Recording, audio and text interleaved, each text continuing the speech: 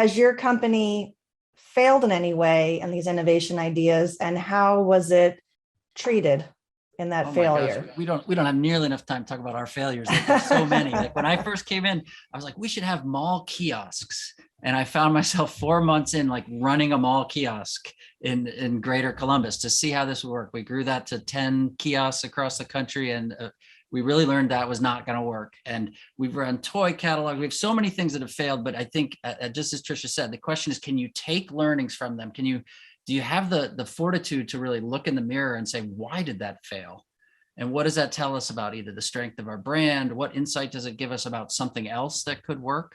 So I tend to think we have more failures than successes. We just we don't talk about them publicly. Like that's not what our PR people want to share. But if you're not failing, and if you're not creating a culture, and I'm still working at this. I mean, our culture's not as excellent as I want it to be, and how it manages the failures and learning from failures and the resilience to, pull the plug early. If it's not working. One of the things that's tough about a mission-driven company and an optimistic company, you sometimes believe what you're trying to do is so important, you ignore when it's not working. You keep investing, you keep going.